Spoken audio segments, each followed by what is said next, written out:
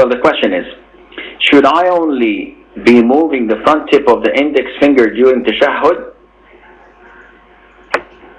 or the whole index finger? And should I start moving it at the beginning or after the after the shahada?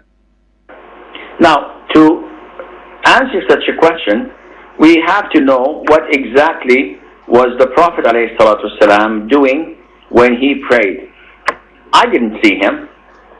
I wasn't there, sallallahu alaihi wasallam, but the companions were there.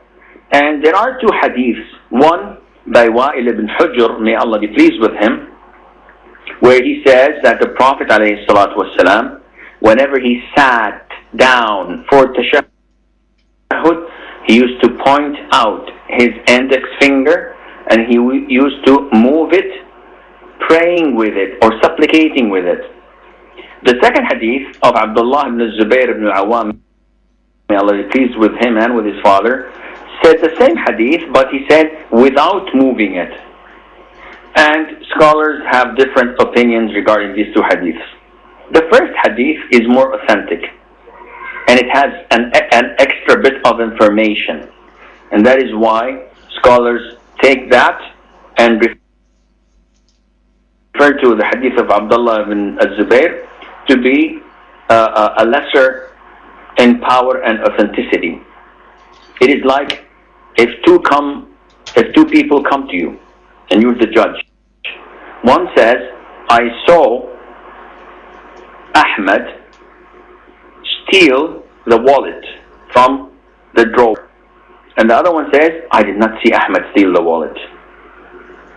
Whom would the judge take the testimony of? He would take the testimony of the person who saw it. Because the other one who did not see it, maybe he was looking the other way around. Maybe he was asleep. Maybe he did not look. Maybe he is blind.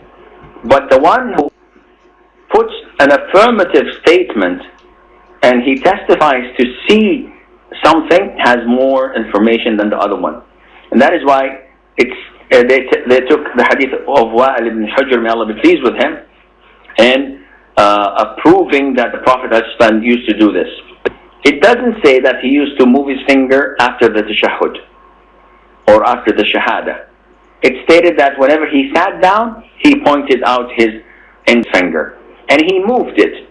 And scholars defend the movement. So some say that what you should do is, let me put it in this way. Okay, this way. You put the middle finger with your thumb and you hold the rest as in the case of a fist.